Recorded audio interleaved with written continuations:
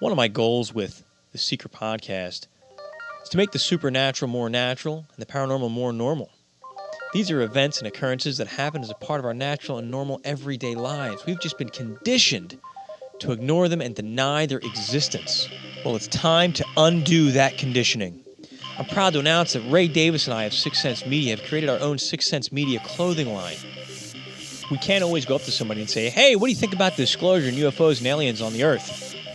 But you can wear one of our Disclosure Now t-shirts and get people's attention, start the conversation, or connect with another like-minded person who sees your shirt. If you're a truth seeker or someone looking to enact positive change in the world, why not wear it with pride? Connect with other like-minded truth seekers and become the change you want to be and see in this world. Visit sixthsensemedia.net, click on the store tab, and become the change you were born to inspire. Visit sixthsensemedia.net, click on the store. Welcome to Truth Seekers. Let me tell you why you're here. You're here because you know something. What you know you can't explain, but you feel it. You felt it your entire life. That there's something wrong in the world. You don't know what it is, but it's there.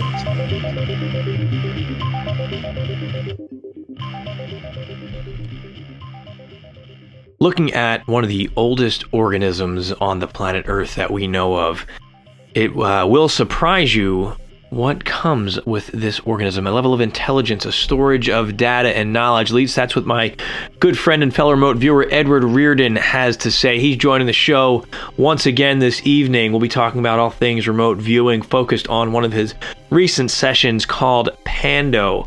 Pando, again, is one of the world's oldest living organisms. He did a fascinating session as he explored this and what it represents, what it is. Is it dying? Is it storing knowledge and information? Can you access that knowledge and information? Always an interesting journey down that rabbit hole with Edward Reardon. Edward, I have him on the line. How are you, my friend?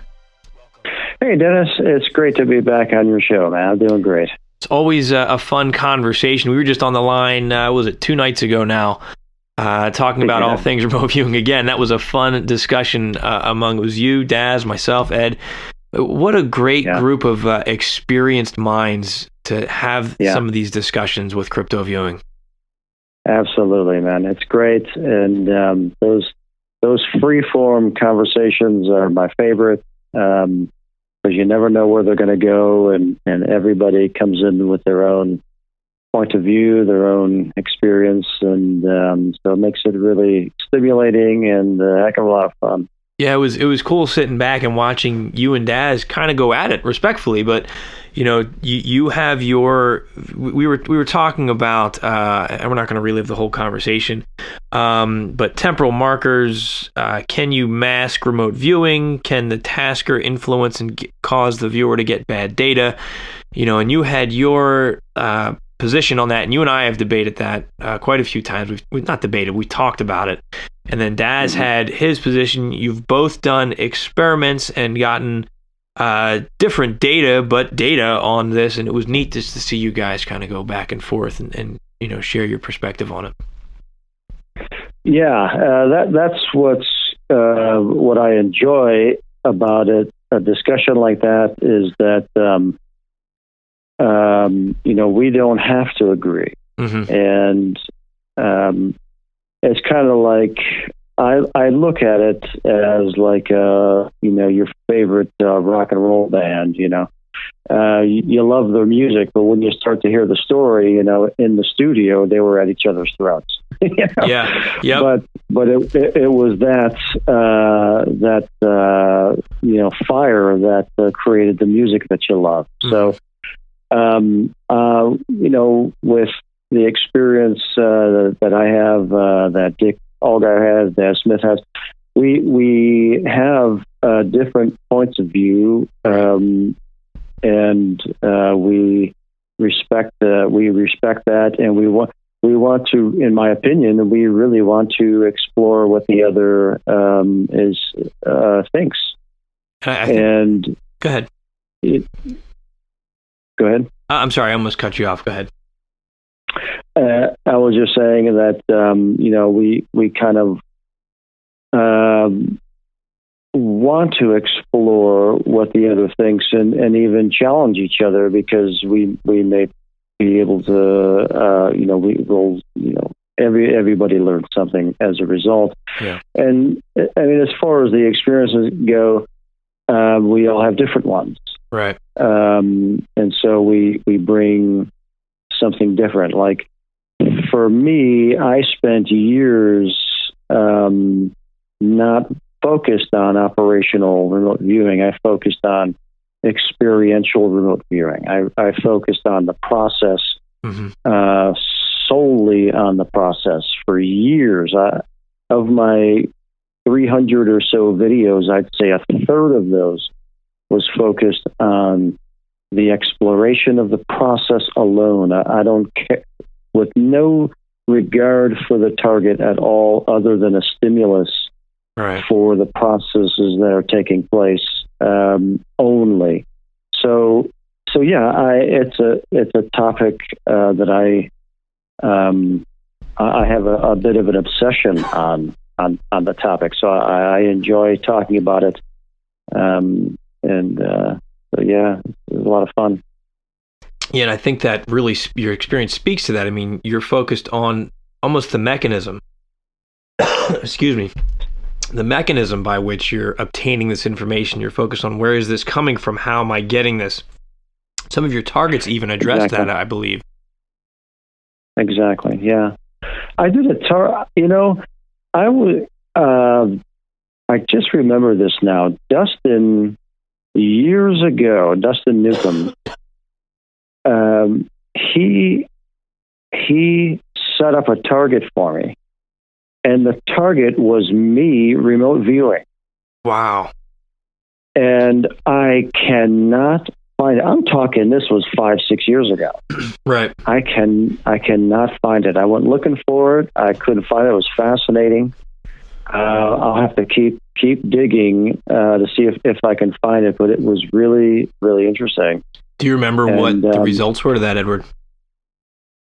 It was along the lines of the process, the processes that we're talking about. I just can't remember the details. That's been too long ago, but wow, it was very interesting, and just another one of those keys along the trail of things. It's really neat, and to I know a lot of people are always reaching out, like, I want to learn remote viewing, I want to try it, and I've always prescribed to what you guys have said. If you can get a teacher, then by all means have somebody that's going to instruct you to do it. But there's a lot of stuff online. There's no harm in experimenting with it on your own, right? Finding some targets, reading some books, and giving it a try, and just seeing what you're capable of, and learning about your intuitive processes. I did that for a long time, not necessarily with remote viewing, but just with understanding my intuition. How does this work? Yeah. Why am I getting this impression? Where is this impression coming through as far as sensations in my body? I get information from different spots, and at different parts of my body feel that energy coming through. And I spent a long time paying attention to that and understanding what that means, what's more reliable, what's more accurate. I say go out and try it and study that process. And, it's not going to be over. You're not going to wake up one day and be Edgar Casey, but as you slowly incorporate it, after a few years, you realize, hey, I can use this now. I can actually rely on this skill set just from those little things. Yeah, I totally agree. And it's like any other sense. It's like you got some, let's say if you were drafted into the Army in World War II. If you had a really good sense of hearing, they may put you on, reading Morse code. Right. If you had a really great sense to be able to find patterns and this type of thing, maybe they would put you on the B-52 bomber that's taking, saddle or surveillance images, and you have to look at those images and find the anomalies. Right. because you have the eyes to do it where other people can't. But in my opinion, any type of focus on what we would consider "quote unquote" intuitive faculties, I think anybody would be better off from it. My only concern is keep a level head and don't go crazy. and that's easy to do, and I've wrestled with that being new to the team. Sure. And some of this stuff. I mean, it can be overwhelming, and then especially even and not even doom and gloom bad stuff, but I've been officially remote viewing for just a few months now. But I mean, I did an experiment similar to one we talked about the other night, where I sat down, I did a session. And after I finished the session, then I messaged my brother. I said, "Hey, pick a target and send me a picture of it." And as soon as he sent me the picture, within seconds, I sent him my data. I already had it uploaded. I had the email typed out and ready to go. And I sent him all the data. So there was no question that I did this session before. And it was spot on. That really shifts your worldview. I did this before he picked the target. And you look at things differently then. You really do. And it takes a while to assimilate into your mind. Yeah, absolutely. Yeah. I've done a lot of those for specific reasons. Those types of experiments. Yeah. Because there's so many aspects of it that can be studied and learned from. That are not even related to accurate analysis of a target. There's just a whole realm. I'll tell you what changed my focus in remote viewing was when I first started putting out videos. I was happy that anyone looked at them. Right. I didn't think anybody would. You get 10 views and you're like, "Oh my God, this is fantastic." Yeah.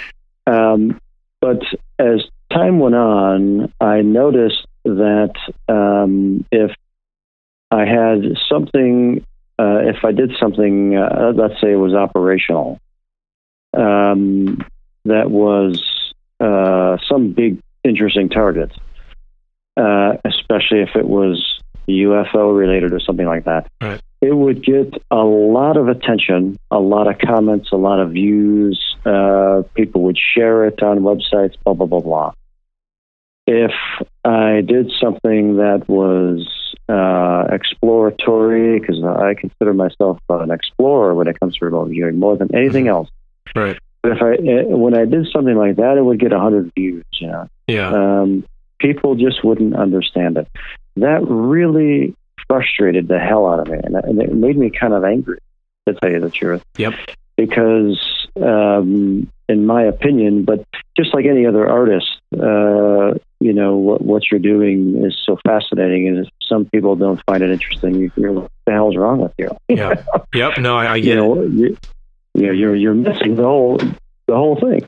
Yeah. And but it hardened my resolve that remote viewing is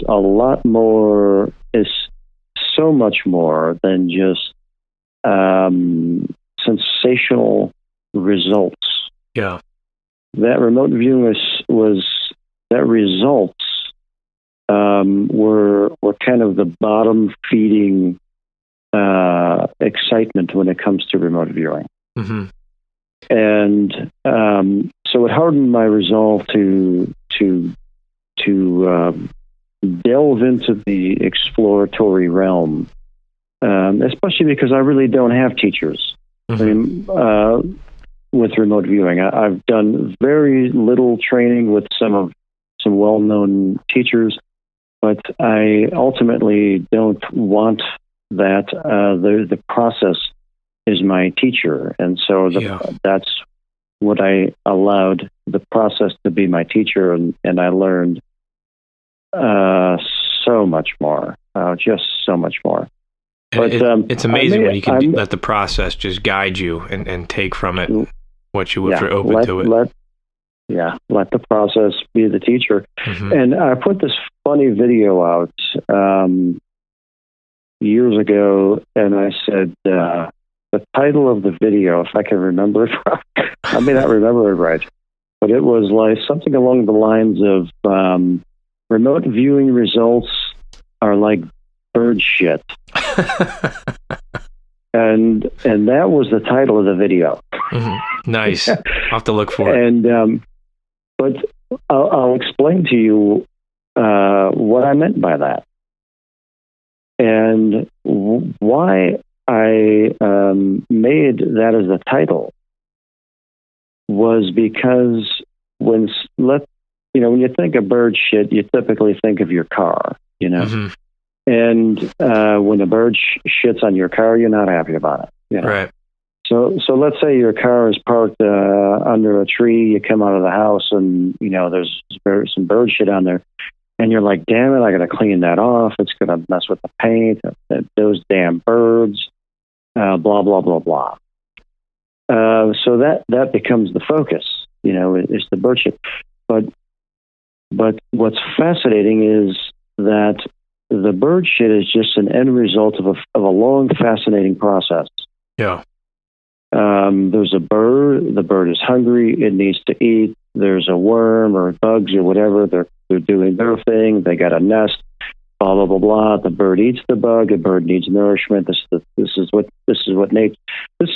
would be when you go into the mystery schools. This is the mysteries that they will present to you. Mm-hmm. Mm-hmm. The bird will eat the bug. It's processed into their digestive system. They're nourished from it. They're stronger now, and then they eliminate the waste, and that's what ends up on your car. So what ends up on your car is the end result of a long story. Yeah. And so that's the most fascinating part for me is the long story, not the bird shit on the car and, oh, damn it, I got to clean it off because it's going to ruin my paint job. Right. That's a neat way to look at it. I had to fully explain all of that in very slow detail, just to even get the point across, because not everybody looks at it that way. So it's a different way of looking at things, but it is it's kind of that's how the mystery schools would teach you. That's enjoy the journey, basically. Look at. There's more to the story, and depending on how you're looking at it, you will be able to glean a lot more of it. Right. If you have that if you have that tool, Yeah. Yeah, that's that a good perspective. Point. Really good point too. I think it's such a benefit to stop and look at the process behind things, and not just, we are a society that's so driven and focused on results. We don't always look at the process and what else we can learn. And that's what I love, even our side conversations that don't make it to video, just talking about what the experience is like. I think that's huge. Yeah. And speaking of which, I do want to give a quick plug here to two of the crypto viewing team at cryptoviewing.com or patreon.cryptoviewing, patreon/cryptoviewing, because the work we're doing, Edward, I know you describe it as important as well, and it's just fascinating. And we're working a target right now, and we can't talk about it, although I'm dying to talk about it, Edward. I'm not going to lie to you. I was doing yoga this morning, and towards the end, I'm doing some deep breathing, and images from the target flashed across my mind. And that's never happened before because I'm a new viewer. So I ran downstairs and I did a whiteboard session. And so I'll send that in later today. But that was a really cool experience. I started I just drew the image I saw in my journal, And as I draw the image, I start getting a data stream. So I write the data stream down, and I'm like, man, I need to go downstairs and put this on camera. But then another image came in. So I took all these notes in my journal, and then I ran downstairs and kept the flow going. That's the way you do it. Yeah, so it was pretty cool. Awesome. So anyway, look for that at Crypto Viewing, and let's give a plug for Edward. You're on YouTube, ER Viewer. Just search Edward Reardon on YouTube as well. Any other plugs, Edward, for you? Oh no, okay. Crypto Viewing is the top priority, right. And check it out. You won't be disappointed. It's we put a lot of hard work, a lot of dedication. And, we're focused, driven, and working hard. Absolutely. And then you can also find, Daz Smith's content at remoteview.com. I'd say everything remote viewing. Daz, I look at like the historian, the archivist of remote viewing. He's got so much information on his website. Plus just free magazine, 8 Martinis. He's got to have one coming out soon, I think. And then Dick Allgaier's YouTube page, always entertaining, always informative as well. Yeah. So, and then... I'm going to give a shameless self-plug for myself, sixcentsmedia.net, and you'll have all the archives of these podcasts, and that's where you can get my new book, I'm Human Food for the Archons. So please. Which I highly recommend. Thank you. You still reading it? Oh, yeah, I have it right by the bed. Absolutely. Awesome, man. I appreciate it. It's been a fun journey. Speaking of journeys, let's talk about Pando. Pando is, again, looking at, there's a Pando website, pandopopulous.com, for anybody that wants more information. It's the name of the largest organism on Earth and one of the oldest, a quaking aspen that extends over 100 acres from a single root. Now, during your intro to your sessions, you talked about I think it was the intelligence of plants, your belief that plants are intelligent. I have a similar feeling on that. Do you want to talk about that briefly? The intelligence of plants? Yeah. Absolutely.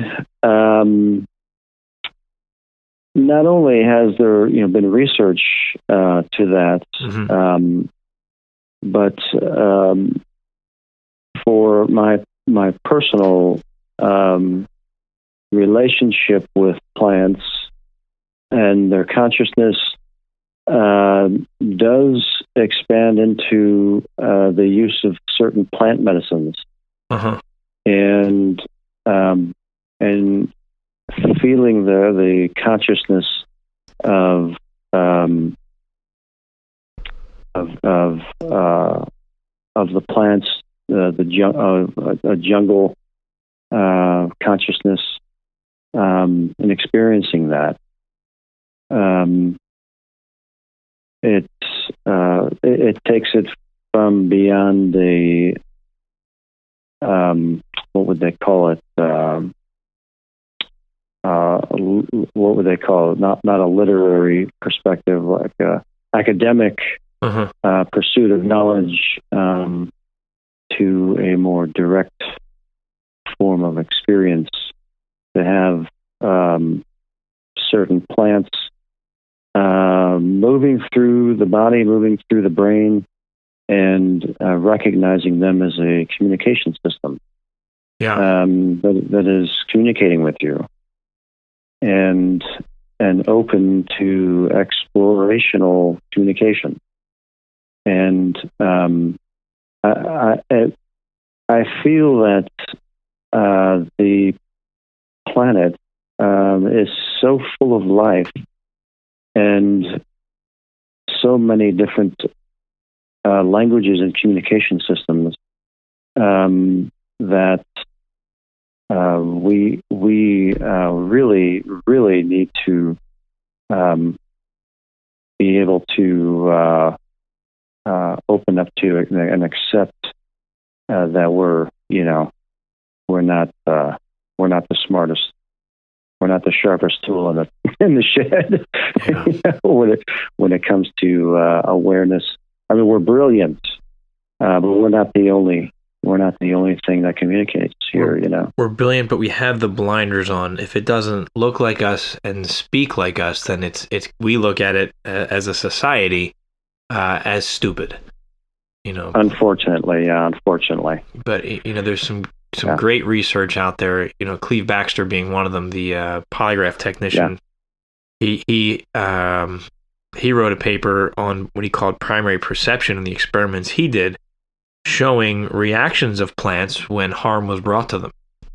That's right. A repeatable experiment, and how these plants would entrain to people in the room, and the plants would have memory. If someone came in and destroyed one plant, the plant sitting next to it would have a measurable reaction. That person would leave. A dozen other people would come in the room, no reaction. That person returns an hour or two later, and the plant has a measurable reaction as if it remembered that person who destroyed the other plant.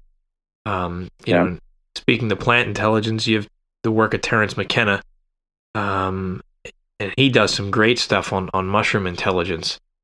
And then Carlos Castaneda and his journeys with Don Juan Matus on ayahuasca and what he learned from those plants. And you get a different perspective just from studying those three sources there, on what a plant can bring. And again, you want to make it modern. I'd say it's like an exchange, like a download and an upload of information that comes in plant form. It interacts with our brain the same way we could upload knowledge to our brain. You eat this, like in Alice in Wonderland, eat me, and something happens, and you learn from it. Right. That's right. Yeah. It's a fascinating process, and for whatever reason, our culture that we were born into is part of a cultural system that wasn't too interested in that. Pursued other things, other ways of understanding things, other than direct communication. And for whatever reason, I mean, when you look at it, you can say, okay, well, Western science at some point decided if we can't prove any of these things, and if we can't prove it, it's not real. Right. And because we really want to exercise this logical researching or whatever analysis part of our brain, we have to become very rigid in our pursuits. And you know what? They've discovered a lot of things as a result. Yeah. And now we can say, okay, well, we can take that and take some of this and take some of this and kind of bring them all together, and they end up complementing each other. Once you can take off the restrictions. I think we're starting to see a merging of spirit and science. We're getting close to that point. I think so too, especially with what's happening in the quantum realms with the Large Hadron Collider and our knowledge base is just exponential at this point. Yeah, you're right. Quantum and just computing in general, I think, as they're advancing AI and studying consciousness, and it's just a byproduct. It's mirroring spirituality. It's mirroring, I think, our own evolution and development as well, which is really neat to see. And I often wonder, though, with our ignorance of plant consciousness, I wonder if that's intentional. Because you look at the world. I talked about this in my last book of, I want to not harm anything in this world. Well, I got to eat. Well, maybe I won't eat meat because then I'll stop suffering. So I'll eat plants. And then you come to find out, well, plants can have that reaction too. So you really can't win. So maybe that's somewhere it started as a defense mechanism. I don't know. There's a bigger game at play here that I don't have the answer to, but it's definitely something that gives me pause quite often. Yeah, I hear you, and it's like one of those things where it's because we have the ability to think outside of our own survival mechanisms, which makes us different. Mm-hmm. we also cannot deny our own survival mechanisms as well. So without a doubt, our bodies require consumption. Yeah. There's just, there's just, nothing we can do. Nothing we can do about it. That's who we are. You got to eat something. I don't want to eat rocks, but I tell you, my wife makes a banana bread. I'm all over that thing. Yeah, right? Yeah. I hear you. Well, look, let's get into Pando here. You were tasked to remote view this organism, and you start. Why don't we start with the early stuff? You start connecting and identifying this life form, this very old life form. What were your impressions on that? Well, the interesting thing about the project is I can't not talk about the intention behind the reason for even wanting to task it out to me. So Dustin wanted to see how I would respond to an organism of that size and of that age. Right. And he was curious about it as well, because he came upon the story that this organism existed, and the estimated age and the size, and that it was dying, that it was not regenerating. Right. And so that's a very interesting story. That's a very interesting topic. And so he wanted to see if we could explore that. And so when I sent him a text saying, "Hey, I'm ready to take a vacation. You got any destinations in mind?" Mm-hmm. He said, "I do." And so he put that together. And so going into that session,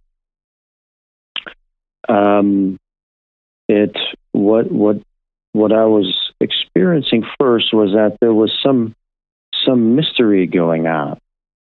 There were people who were confused about something. There was a mystery going on. Mm-hmm. And some people were very upset about it. They were arguing about it. It was very emotional. And that's, when Dustin first found the story, that's what the story was about, that these geologists and scientists were arguing over why this organism was not regenerating itself. And that's what made him interested in the story in general. So that was one of the first elements that I had come upon. Interesting. It was very interesting, and I had this really interesting drawing where this, they're going, what is it? How does it this and what's that and what's the answer and all these things. And then there's this. I drew this hill, and this guy is pointing at it. And he's saying that's it, Mm-hmm. it's there. That's where you'll find the answer. So the answer to why it's dying was up on that hill. Is the data you're getting? Well, it was. That's where you want to look. Go to that hill. Right. That's where you want to go. It was like a pointer saying, "You go over there." Right. Yeah. And of course, I'm blind at the target. I have no idea what that means. Other than I drew a guy and a mound, and he's pointing at it and saying, "Go there." Yeah. Huh. And so, okay, well, this is getting interesting. Right. And then something really interesting happened. Then after that, I think I had to take a bit of a break from the project because I was getting very busy with crypto viewing and everything else. And then one day I'm having this big emotional surge comes over me. And I'm wondering what the hell is going on.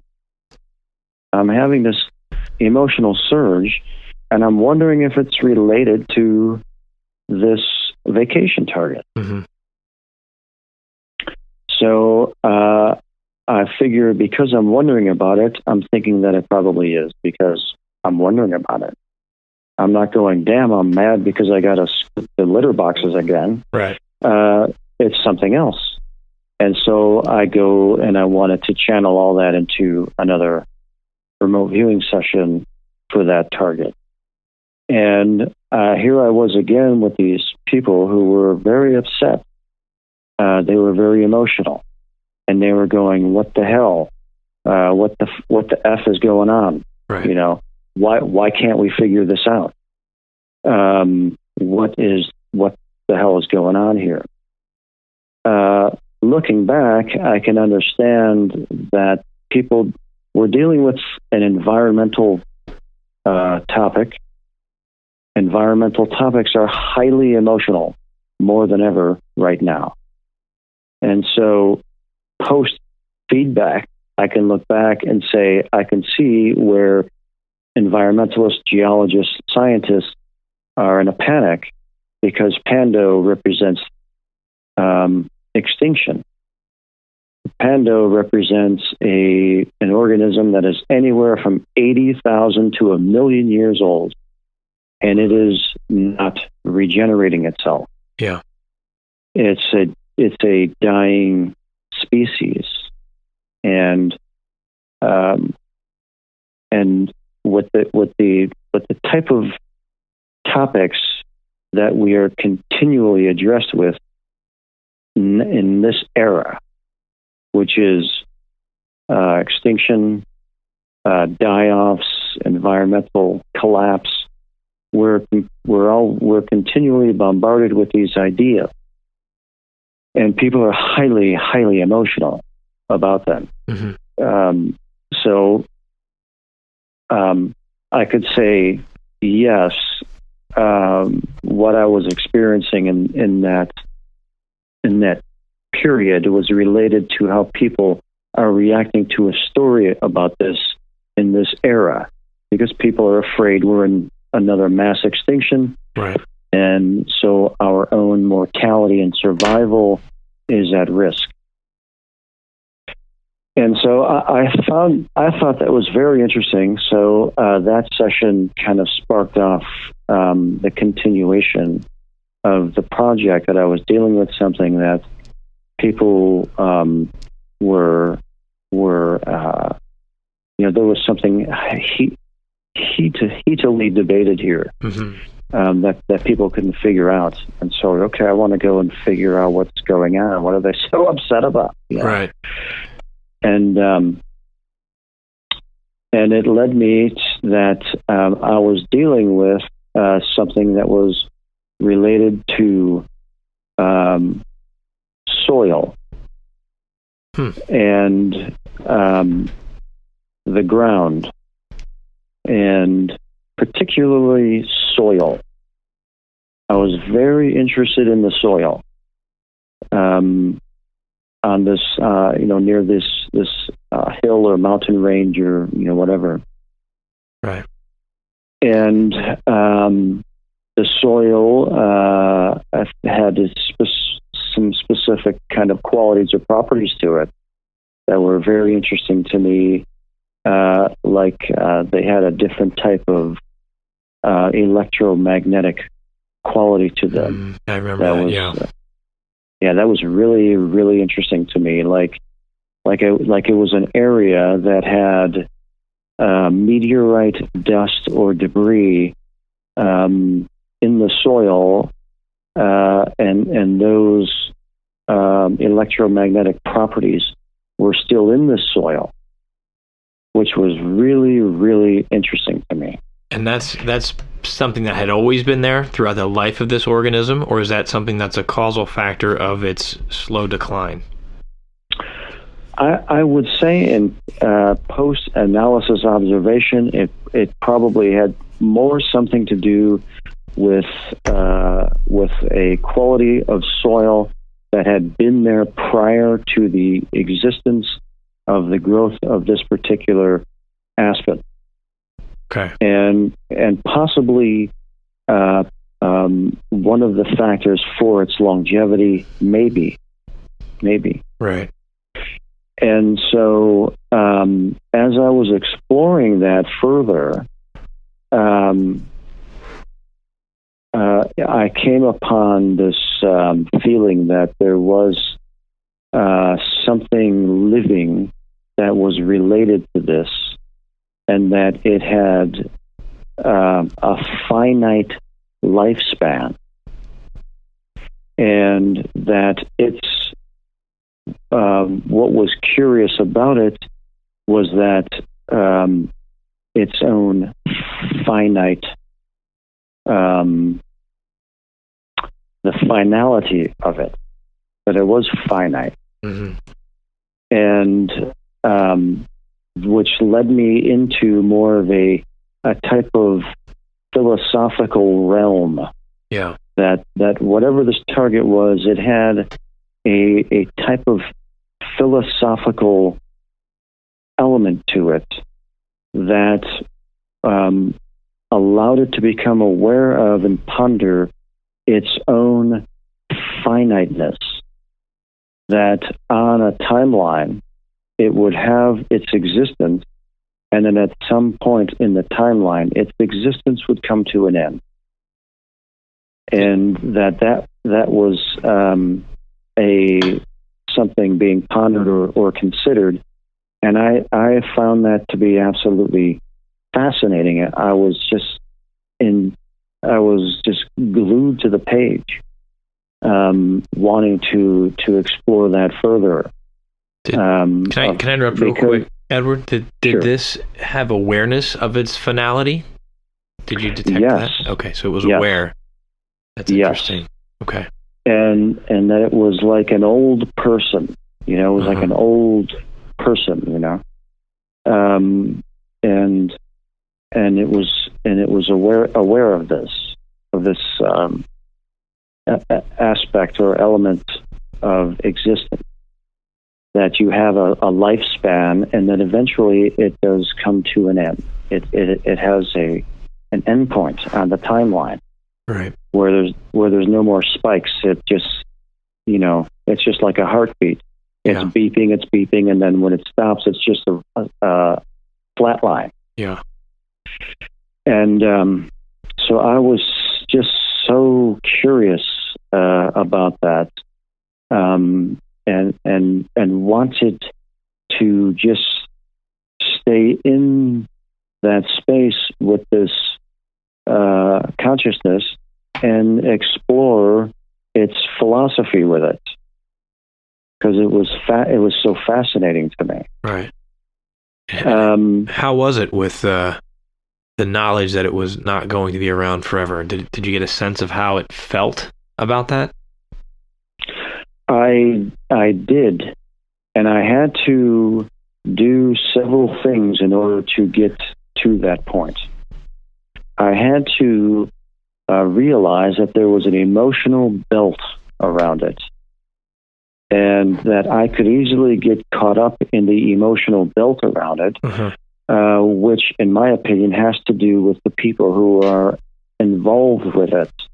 Okay, so not the plant itself, it's the people around it. Not the organism itself. Okay. And so I had to remove myself from that field of other people's reaction. Can I interject? I know I'm cutting you off a lot, Edward. I'm sorry, but you're covering so much, and I want to get these comments in before I lose them. That reminds me of some of the research we talked about with Cleve Baxter, how the plants were connected to sometimes people's emotions in the room. Do you think there was a possibility there was an entrainment there between Pando and the people around it? I think that in a field like that, because again, post-session, looking at the target, right. People are involved with this organism. They've put a fence around it. Uh-huh. They're focused very intensely on it. So it's not just an organism growing around in a natural setting anymore. Right. It's basically been captured, and it's under serious human attention. Yeah. And so I had to relieve myself of that attention. Okay. And that the tension involved with people's attention, because it's very noisy. Yeah. It's very distracting, and it's a pain in the ass. And so as soon as I did, I was able to get a clear communication. Okay. And the clear communication was that that there is finite to all living things. And you can call it a fate, you can call it a destiny, you can call it a lifespan on the timeline. But all things have a beginning, and they have a growth, and then they have an end. Right. And that this target, whatever it was that I was experiencing, was in no doubt about the nature of that. And so that was very strong, and it was just so clear. It only needed to be a few seconds or a few sentences, Right. because humans are full of jibber jabber. Mm-hmm. Some people will take an hour to say something that they can say in one sentence. Yeah. But coming, with an organism of this magnitude, it's just, clarity. It's just clarity, So that was really, really interesting. But what happened then, that I can recall, was probably more things, and you may remember more than I do. But what I remember next was being in this mind space of wanting to reignite the timeline, to resurrect something. That resurrection was on the agenda, so to speak. I didn't say agenda, but I'll say it now. Yeah. That resurrection came into my mind of a desire to reignite that blip on the timeline. Whose desire? Well, I'd say that desire are the people who have put a fence around that organism, and have taken it upon themselves to do something. And how did the organism have a reaction to that? The reaction that I experienced of that was that there are certain laws of nature, and that when you try to interfere with certain laws of nature, you cannot override certain laws of nature. That if you, I'm trying to remember how I put it, because it was very profound. It was a very profound experience for me.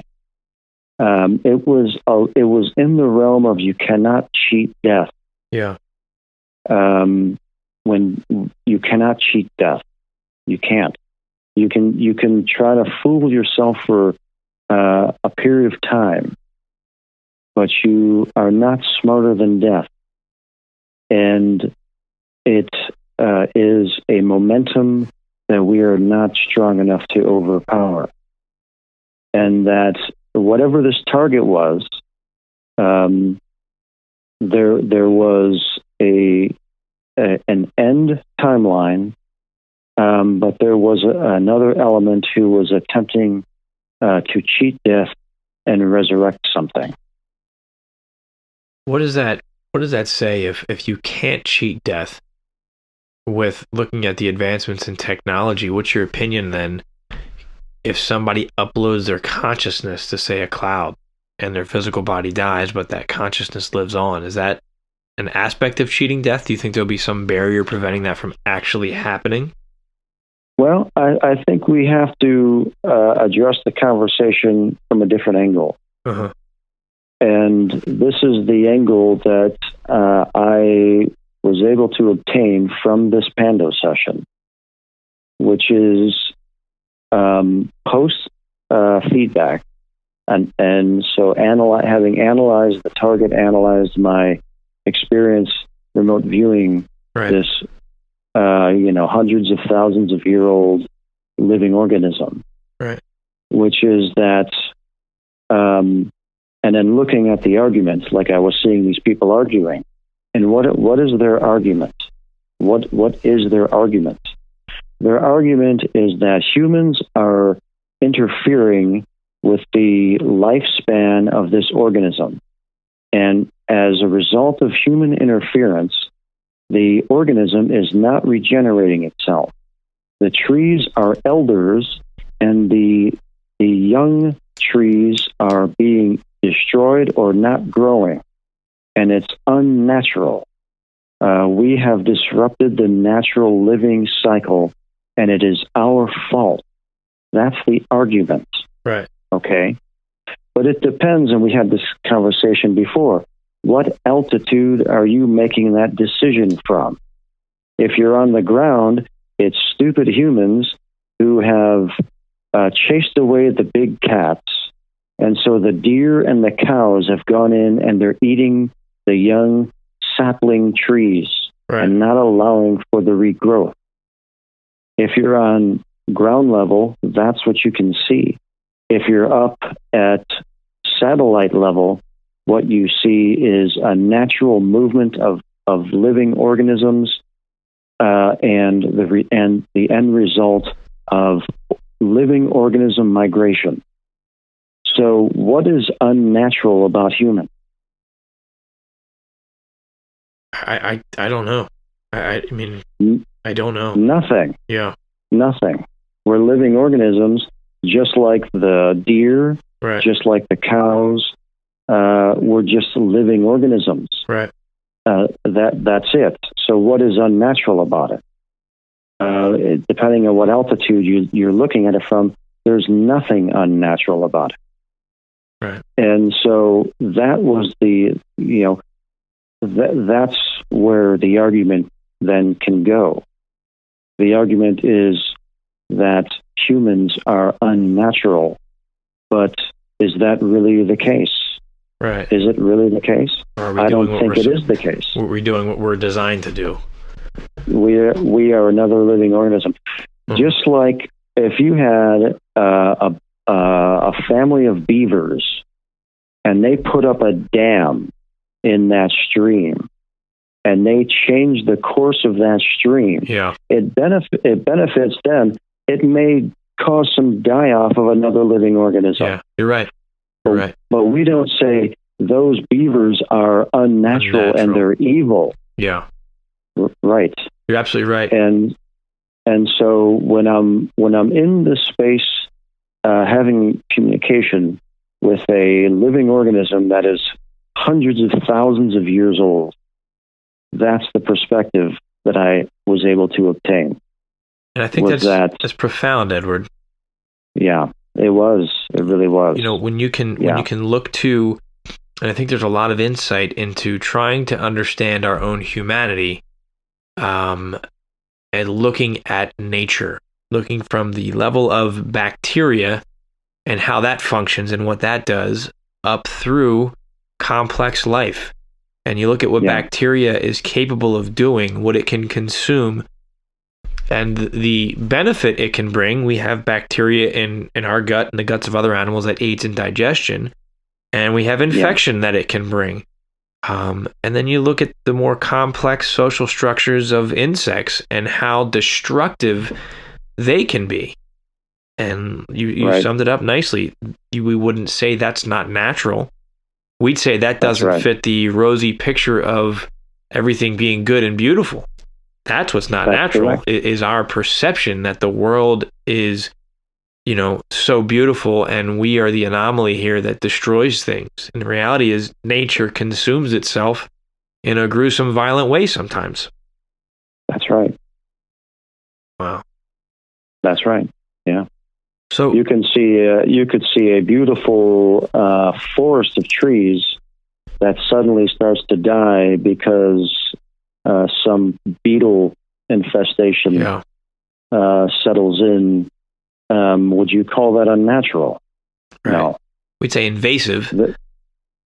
Those trees will be consumed. They'll fall over into the ground. They'll be consumed. Their minerals will be absorbed back into the ground. The rains come, the shifts happen, maybe some new seeds blow in from the wind. It's just a continual cycle of nature on a planet that is a master of balance, just an absolute master. And so when I was going through the experience of this ancient consciousness, it was not afraid of its own end of existence. Okay. It was a natural cycle. I didn't understood that. Okay. It's like humans. We have this emotional part of our brain, and and it's real. It's right across the street from our curiosity, right? Which is right across the street from our compulsive desire to do something. Yeah. Yep. And none of those are bad things. None of those are bad things. But we are a part of nature. Mm-hmm. Yeah. And even though we can conceive of resurrection, even though we can conceive of cheating death, we are just part of the soil. Right. Just like in the session, I was getting this soil. There was something interesting about the soil. It had all these kind of strange electromagnetic qualities and properties to them. And it was a charge. Oh, that's what it was. That's what it was. That's what it was. I went in and I asked that question. I can't even remember the question, but it was like, what is this about? And that's what I was informed of. It was like I felt that I had accessed these records. That's where I was going next with the records. Yeah. I had accessed these records that existed inside of this electromagnetic field, where information was kind of trapped in. Yeah. And it could be we could call it a record system, because that's the language we like to use. Yeah. We'll call it the records. Okay, sounds good. And that that in the existence of things there was a charge to them, and they had a charge within them, and then when the charge goes out, it's done. Right. And that charge is like a battery, and it has a lifespan. And when the battery charge, when the battery charge or the electrical charge runs itself out, it's done. Yeah. And that was just, that was on a grand scale of the magnitude of that perspective. But it was like in the records of this organism, and there was just such a vast span of history that was stored into this space. it touched on some themes that have been coming up for me over the last, half a decade in my research. Electromagnetism being huge, as I started, my research for my book, saying, is this psychic information that I think I'm getting even possible? Everything kept coming back to electromagnetic waves, electromagnetism. It's connected to everything that I've looked into. When you hit on that with the trees, I said, there's another aspect of it. And when you were talking about the records, what do we access in remote viewing? Is it a record? Is it information? Is it a data stream? And it reminded me of that scene. I sent you a text about this, of Avatar, where they connect their hair, which is kind of their interface, to one of the trees. And that's their connection to their ancestors' information, which is downloaded or uploaded into the tree, and they can gain knowledge and insight through that connection to the tree. Right. Didn't you touch on some people, an ancient culture or Native Americans having an interest in these trees, or that's right, secret society? That's right. We don't have a lot of time left, but can you touch on that before we have to end our session? Sure. Yeah, there were people who, I'm trying to remember the details of it. I'd have to go back through the session, but there was an elements there of people who did magic, right? There, who were into elemental magic and ceremonies, and that type of thing, and so. In the research of Pando, the area has been populated for a very long time by indigenous people that go into prehistoric times. Right. So from prehistoric times where they have, and I had this in the session, that there were glyphs, there were things that could be found in glyphs that were left behind, and there are glyphs in the area from the people that have inhabited the area even back into prehistoric time. And this organism, the Pando aspen, has been alive through that entire process, from prehistoric Stone Age tribes living in the caves, living in the area, creating glyphs on the stones in the mountains in the area, and living amongst these trees, and no doubt in my mind doing their ceremonies there. Right. They, with the earth-based spirituality that they had,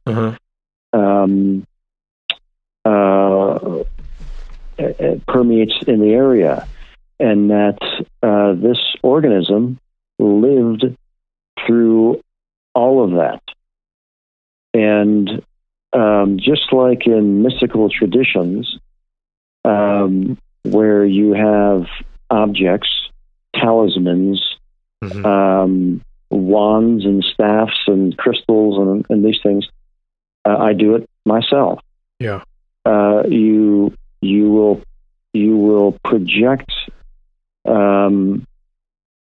into those natural elementals for storage. I've been doing that for decades. Where I would, if it was a deep, intense journey in sensory deprivation or wherever, I always have my staff next to me. The same one that I made 23 years ago. Right. And when I'm done with the journey, I'll clearly bring it into my mind. I'll grab my staff, and I will project that experience into that tool. So why do I do this? Because humans have been doing it since the beginning. Right. we've been doing it all along. You know, if you're doing ceremonial elemental rituals in nature, you're projecting mental energy into the surroundings, in the worship of the earth, of the plants, of the elk, of the bear, the sky people. I mean, whatever it is. Right. And there's a real impact. There's a measurable impact on your energetic output and your intention. Yeah. It gets stored in the records, So is that something, we're coming up on the end here, but is that something that somebody with the right knowledge could access today? Well, I had that in the session. Oh, okay. That I acknowledge my place in accessing these records. I acknowledge it. In fact, you know what? It was so interesting. I want to read it again. Let me go pull that session up. Sure. There was something really, really interesting that came through because I was in a space where I was kind of having an argument a little bit with the resurrectionists. Right. And myself. Let me see if I can find that, because this was very interesting to me. I want to reread it and remind myself of this. Hang on.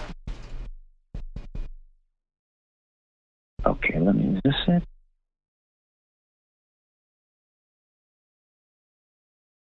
Let me see here. And then we'll end with one more very interesting thing about this too. Okay. Okay.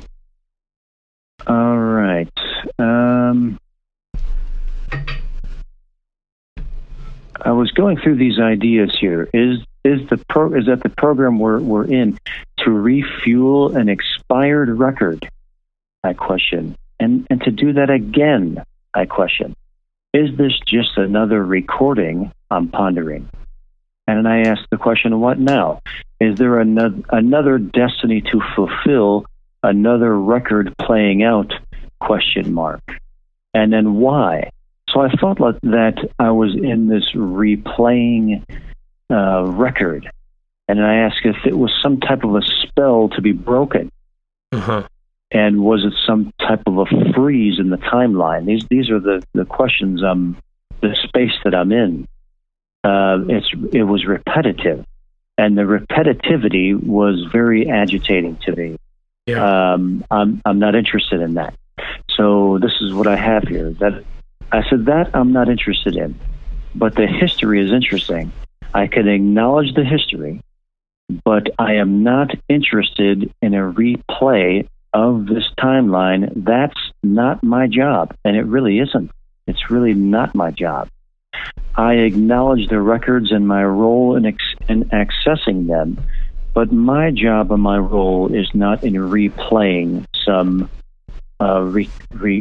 recording. I'm not here for that. That's somebody else's job. So, meaning by replaying, you're accessing this knowledge bank, and it was an opportunity to basically see the whole timeline that it had recorded. Is that what you mean by replaying?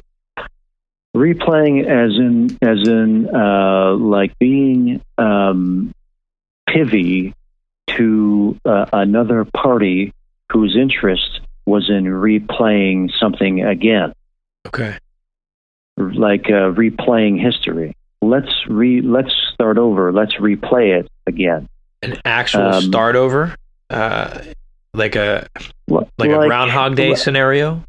Well, and I believe this was in this session. If not, it might have been in another session. No, I think it was in this one. It was in this one. That notion, what you just said, was what I was coming across, and the response that I had to that was that is not possible, because we're in a different part of the galaxy. You can't do that. That is not possible. And you cannot turn the galaxy in reverse and go back to where it was and replay it, maybe in the records, but you can't redo it in reality. We're in another part of the galaxy now. It's impossible to do. And so that is what was agitating the shit out of me, because coming upon someone's notion of, no, let's replay this, I want to slap them and say, shut up. Right. Get your head out of your keister. That's impossible, and you're wasting energy here. So according to that, then, as we move through our perception of time, as our galaxy moves through physical space, that has an effect on where we are on the timeline of this reality. We're way down the timeline. Right. We're way down. And the other thing that upset me in the session of what I felt that was being requested was to participate in that process. And so my declaration was, there's no way I'm going to participate in that idea. Yeah. That idea is wrong, and I'm not going to participate in it. Mm-hmm. I will acknowledge my role in accessing the records, but what they're looking at is a type of magic that I don't agree with, and I don't want to participate in. Who's they? Who was asking that? Was that the Native Americans in the area that you were accessing, or? No, it would be more of, I'd say, whatever's connected to the scientists and the geologists who are in resurrection. So that could be, let's clone the tree and bring it back to life and keep it alive for another 80,000 years. Correct. Okay. Yeah. Okay. So on a cosmic scale, I'm thinking reset time, and all of a sudden today's 2019, and all of a sudden we're back in its prehistory. Well, just so we're both clear on what we're talking about here and what we're contemplating. Let me read what I was on. What I was experiencing there was the desire to replay a program. Okay. And that's like a form of elemental magic. Right. Like a magician. Right. Or a sorcerer wanting to play with the timeline. And so that's what I had come across. And so my response to that was, there's no way in hell that I'm going to agree to participate in what you're suggesting. I think that's where your experience comes in. You've dealt with magical practices, intuitive practices. You've got a strong, not just knowledge base, but experience when you're confronted with things like that. And you can comfortably draw a line in the sand and guide yourself. I think about, I don't know that I would have the knowledge or experience to do that, to say that. I would just probably write down what was said and said, okay, this is where the date has taken me, and see where I went. So I think that speaks volumes to your experience to have the wherewithal to say, hey, here's what I'm here to do. I don't want any parts of that. And I think that's very interesting, but it brings back some interesting things to ponder. You know, are we looking at the idea of cloning and restarting the life cycle over of this thing, or are we looking on a cosmic scale because we're talking about it's not possible given our position in the galaxy? I think that could be a wealth of information that talks about this reality, this timeline, and the ability to shift that timeline forward or backwards. It's a very interesting thing that I'm going to think about for a while. But we are we're just about out of time, Edward. I wish we could keep this going. Do you have any other thoughts or comments before we go ahead and wrap this up? Oh, just I mean, I love the target. It was very great place that I needed to go, and it was great. I feel that every time I talk with you, I walk away enlightened, and I feel that your targets have information that I need to hear, and they're relevant to me and my journey. And I just always wonder, is there a higher hand? Is there a path laid out before you of things that you're supposed to do or learn? Because I feel that as disconnected as your targets seem, I see a thread between all the targets that you and I have talked about and beyond. And I think that's really cool. That's a really neat journey that you're on. Absolutely. And there's definitely a thread. Yeah. And, but the hard part is, and the hard lesson, and this is a lesson that was very difficult to learn. I know we don't have a lot of time, and this is a 5-hour conversation, is that you have to be willing to put yourself where you need to be, even if your mind is telling you, no, this ain't right, or I don't want to be here, or let's go get a sandwich. For myself, I've been confronted with those decisions. Yeah. Where it was like, whoa, okay, I'm being really presented with a decision, and I'm aware that my mind is telling me, no, this ain't right. No, don't do this. But there's another part of me saying, shut the hell up and go walk through that door. And that's huge, and that's very telling, I think, and it ties to what we talked about in the beginning in just exploring your own intuitive processes and understanding that information comes through different parts and different energy centers, whatever, however you can envision it. For me, I kind of correspond with the chakra points. I get information from different points, and usually what my head starts saying doesn't always represent what my heart is telling me. My head is that logical, keep you out of danger. I don't like this. Let's think of all the things that are bad about this. But my heart and sometimes my gut's like, you need to go through this. You need to do this. Shut the hell up, brain, and let's go. That's a great point. Right. It's a great point. That's right. Edward, I enjoyed this conversation as I do with every one of ours. And I thank you again for coming on the show and sharing it. Again, to my listeners out there, please check out Edward's work on YouTube. I'll have the links at sixsensemedia.net in the show notes. It'll be in the newsletter.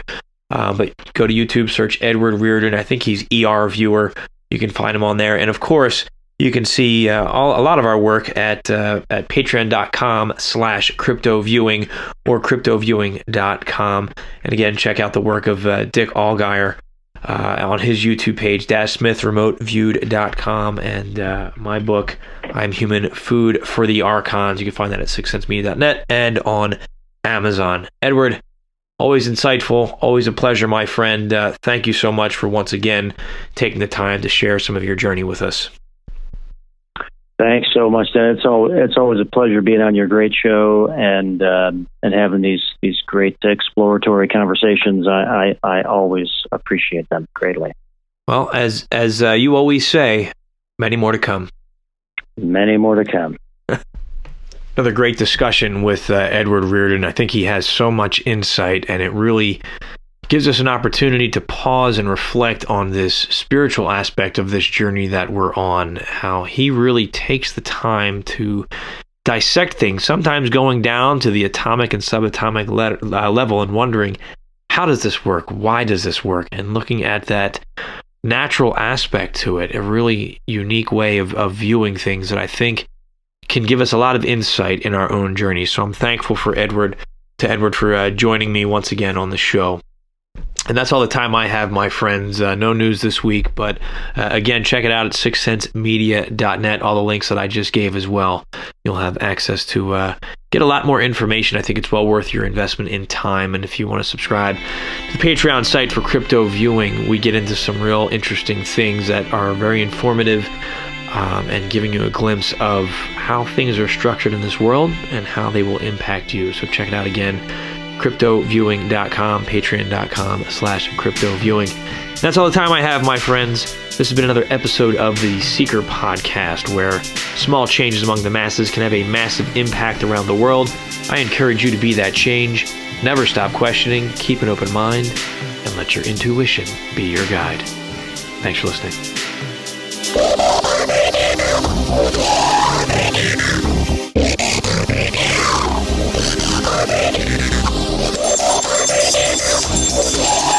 Thank you.